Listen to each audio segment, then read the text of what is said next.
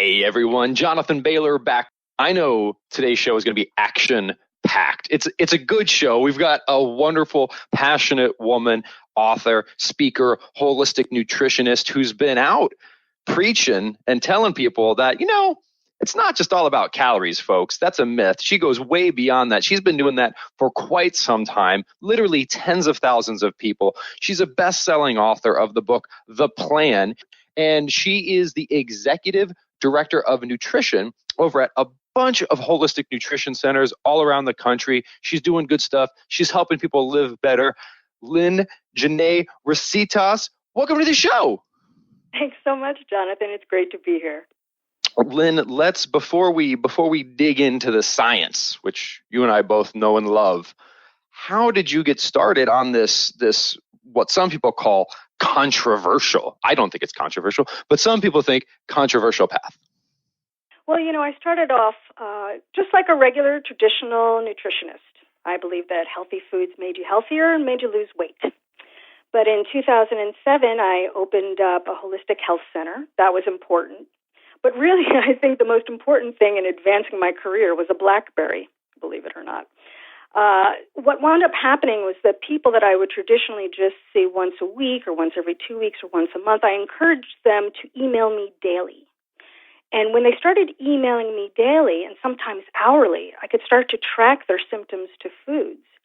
And I noted that certain healthy foods like black beans or salmon or Greek yogurt or oatmeal would not work for 85% of my clients. Now, here's what's interesting.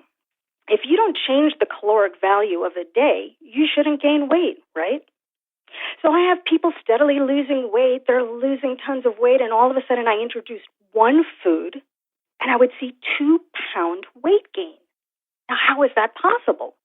But not only would I see this huge weight gain, say, to asparagus or strawberries, but I would also see an amplification of whatever was in their physiology. So if you had migraines, you would have a migraine that day. And if you had arthritic pain, your arthritis would flare up. And if you had digestive issues, your digestive issues would flare up. So I started to track all of these allegedly healthy foods and started to notice, wow, 85% of the people react to this and 70% of the people react to this. And then we almost call it the Las Vegas School of Nutrition here. We're working with odds, right? We've monitored hundreds and thousands of people's responses to foods. And we found out which foods seem to be universally low inflammatory and which ones that are healthy have a higher risk of being inflammatory for you. And that's really how the plan started, just tracking data. Lyn, what resonated with me so much about your work is your message of, I'm not going to sit here and say this is right, this is wrong. I'm going to say, try it. How do you feel? If you feel like garbage, it's probably not something you should continue. And if you feel good, it probably is something you should continue. Whereas we traditionally hear there's healthy foods and unhealthy foods, and that's the bottom line. It's funny you say that because I had an article come out in More Magazine a few years ago, and I called oatmeal the devil. And I literally received hundreds of emails a day saying, thank you for saying that. I always felt like garbage after eating oatmeal, but I forced myself to do it because my doctor said I should do it, or I read in this magazine it was healthy. And my body, just like you said, was talking to me. When you feel badly after eating a meal, that's your body talking to you. And it talks to you in many ways, whether it's your mood or the way you sleep or your hot flashes or your digestion, but it will always talk to you in your weight. So you want to find these foods. Really, ultimately, the plan never started off as a weight loss plan. It just started off to make people feel better. But we just noticed when we started to identify the foods that don't work for your unique chemistry, you would also lose weight eating a lot of food, never starving yourself, and feel amazing all the time until, of course, that trigger healthy food is introduced.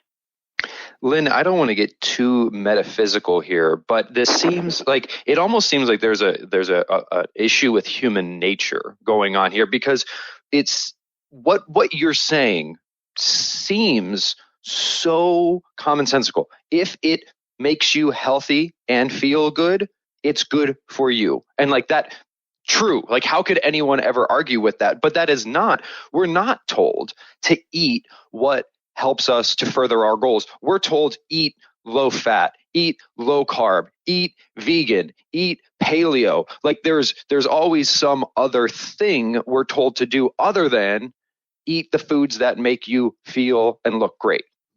Well, that's great, and let's discuss this, because you have to remember not many people are going to take the effort to work with an individual on an individual basis, and that's what I did, and it's a lot of work. And many doctors and many people in the medical establishment just don't have that time. It's where our healthcare system is set up. And so if somebody finds, if you're doing research, you're a researcher, and you find that, say, blueberries work for 70% of the population, you're going to say it's healthy, right? Because, hey, 70% is a good number. But what if you're the 30% it doesn't work for? And so here you are, plugging those blueberries in, not knowing that it's causing this huge inflammatory response. And remember, 70% of our immune system is in our digestive tract. So if we're plugging those blueberries in daily thinking we're doing the best thing for us, eventually we're going to start to affect our immune system. And Lyn, what I also hear you saying is it's not, so I could imagine someone listening to this and saying, okay, great. There's no such thing as, like, nothing is good or bad. Everything is completely up in the air. I'm so confused. I don't think you're saying that either. What you're saying is certainly there are guidelines, and certainly there are things which really 99% of the population is going to struggle with. So you're pretty safe just steering away from those. And there are these other things that 99% of the population will probably be fine with. So you're probably good focusing on those. But then there's this swath of stuff in the middle, which if you do a web search, you get 500 blog posts saying that it's the best thing ever, and you get 500 blog posts saying it's toxic. They're probably both right. It depends on the person. Absolutely. And that's why, in the plan, what we do is the first 3 days we put in the least inflammatory foods. And literally, the testimonials that I have from people that have read the book and have done the plan just on their own for $15, they've changed their life and their health. It's pretty awesome. But so yes, they're the universally low inflammatory foods are in those first 3 days. And then we slowly start to introduce foods based on the lower inflammatory aspects. For instance, on day 4, we'll test goat cheese, because we'll find that goat cheese is lower inflammatory cheese, and everybody loves cheese, right? So you want to bring in that joy factor as soon as possible. On day 6, we'll start testing new animal proteins or vegetarian sources of proteins. But on those, we're using the least inflammatory out of my research. So we're keeping the body healing, right? We're reducing inflammation, which if you need to lose weight, that means you're losing a lot of weight too. And you're feeling amazing.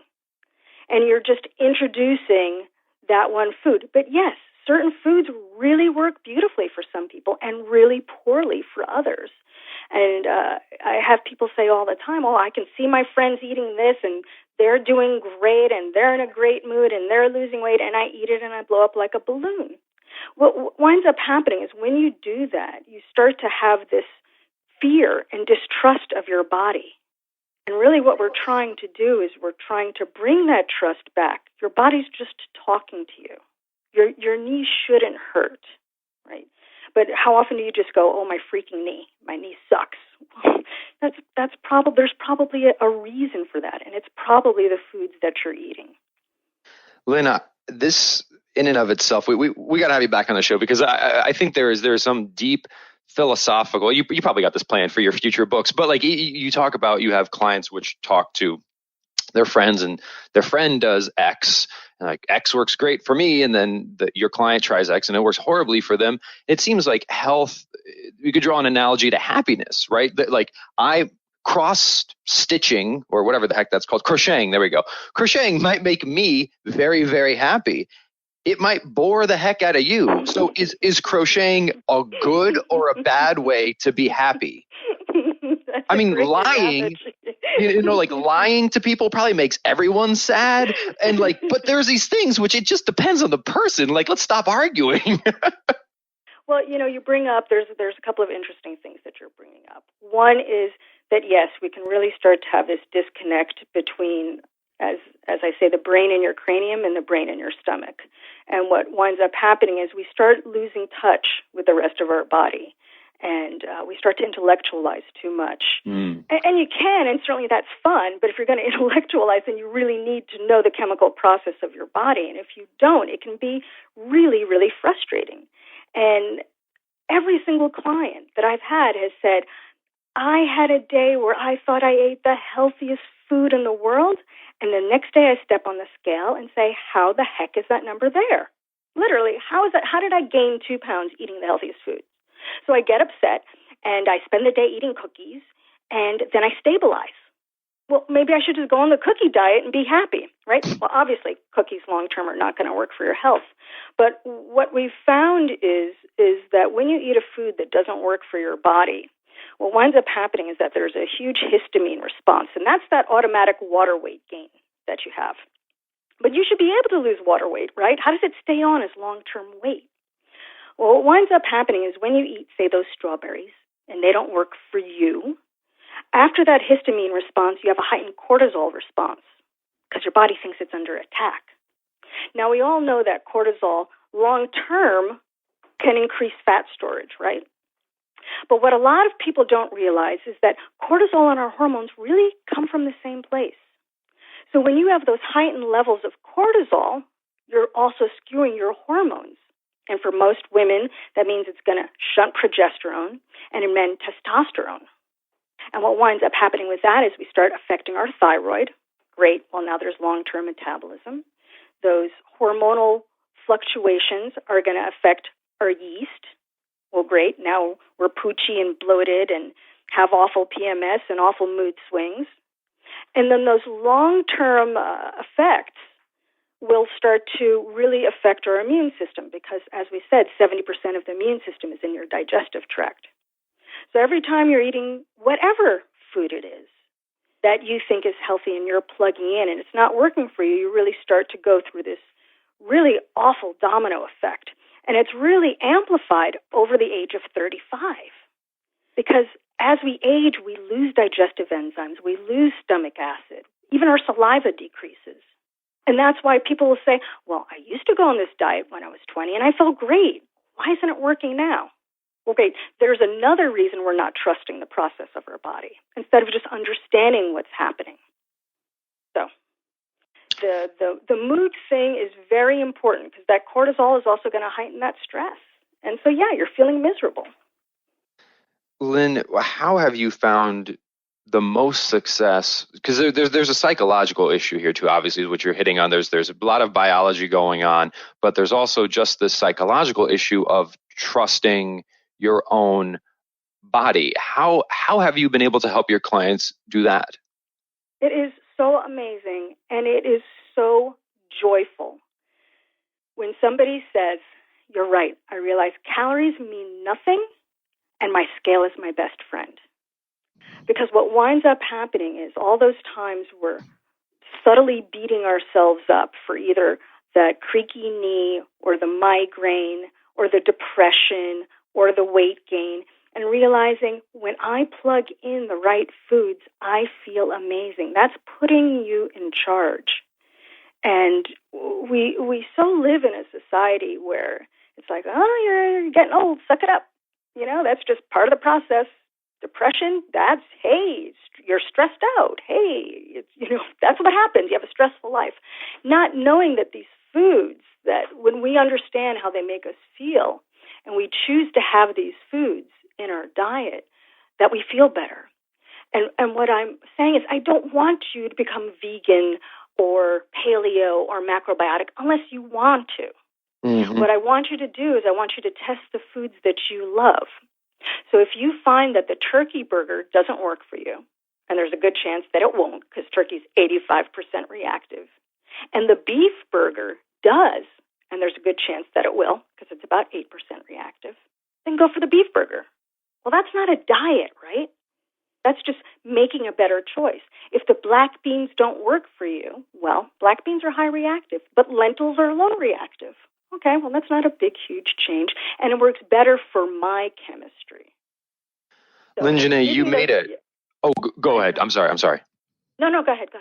I was going to say, you made such an important distinction in there that I really just want to focus on for 1 second, because the distinction of, if you want to be a vegan, that's fine. If you want to be paleo, that's fine. If you want to be low carb, that's fine. If you want to be low fat, that's fine. But you would encourage people, as would I, correct me if I'm wrong, if that's what makes you feel good and accomplish your goals, like, that's why you should do it. You shouldn't do it because it's right, in quotations. You should do it because it enables you to reach your goals.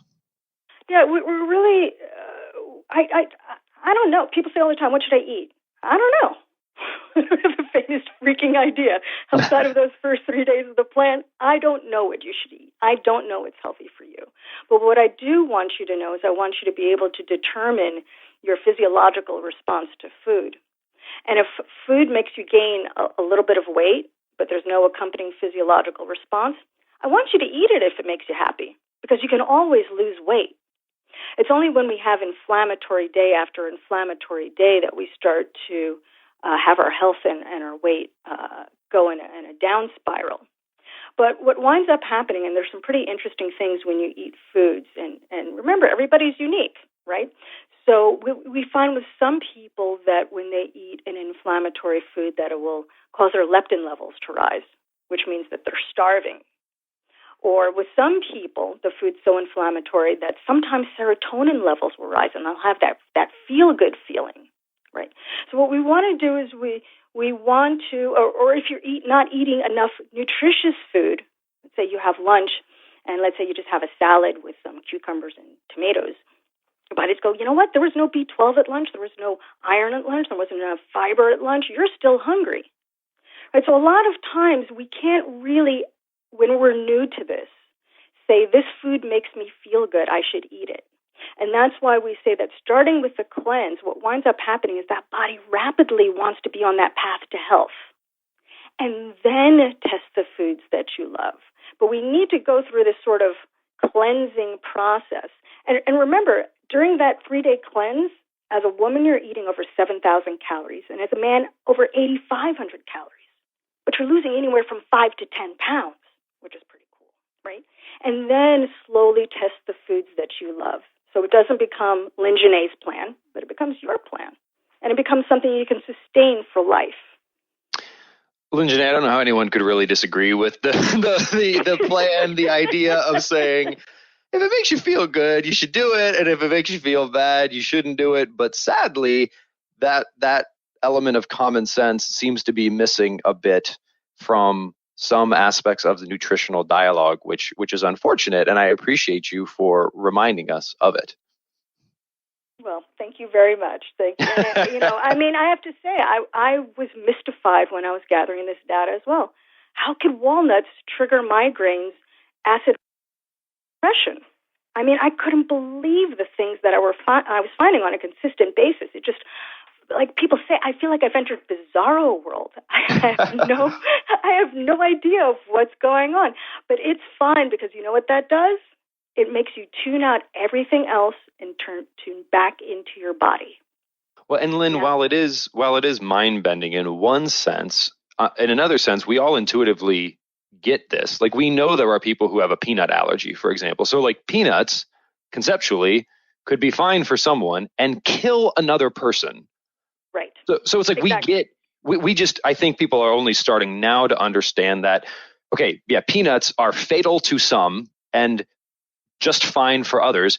There are myriad other foods which are probably not that extreme in their the variation in the metabolic response they cause in the body. But what if more foods than just peanuts needed to be thought of in that way?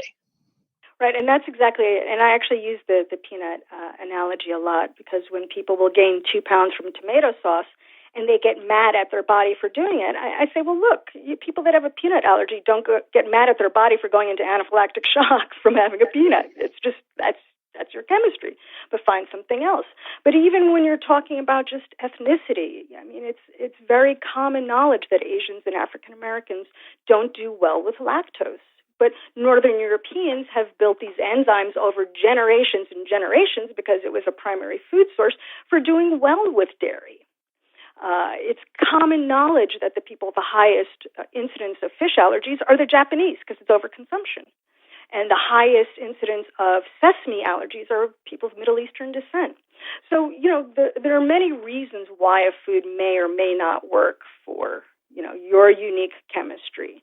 And you don't need to overthink it unless you want to. And, being a science geek, I think that's super fun. But all you need to do is to know, look, every time I eat pork, I feel creepy, I gain a pound. I'm not going to eat pork. It's not rocket science, Lyn Genet, this is wonderful stuff. I have notes here we didn't even touch on, so we're going to have you back on the show, but I know you're a busy woman, so I want to wrap up here. What's next for you? Well, we're working on some exciting things. We're having a cookbook come out. The plan's all over the world right now, and so I'll have people in Indonesia or India or Thailand saying, can you please make food plan friendly for my cuisine? So that's super fun. And of course, we have lots of people saying, can you please make Mexican and lasagna plan friendly? So we're going to do that. But we're also working on a thyroid book because we find that easily 85% of women have thyroid dysfunction in their 30s. And by the time a man's in his 50s, his thyroid dysfunction rate is just as high. And we're also doing for exercise what we did for food. And that's showing how certain types of exercise can be inflammatory for your body. And most people that are exercising are doing so in a way that's affecting their thyroid and their metabolism negatively. So exercises like CrossFit and boot camp and spinning can actually be pro-inflammatory depending on how your body deals with that oxidative stress.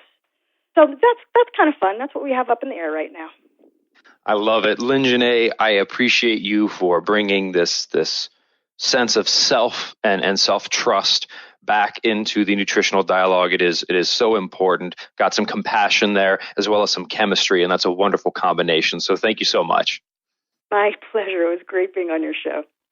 Listeners, we have been talking to, and I truly hope we get the opportunity to talk to again, because we got to dig into that exercise thing. I'm a fan of exercising less but smarter with Lyn Genet Recitas. Now, not only is her name very fun to say, but it is not at all spelled the way it sounds, at least in my world. So you can learn more about her at her website, which I will spell out here for you. It's LynGenet.com. Lyn Genet Recitas, and her book that we talked about today is The Plan. Easy enough. Folks, thank you so much for joining us today. I hope you enjoyed our conversation as much as I did, and please remember this week and every week after, eat smarter, exercise smarter, and live better. Chat with you soon.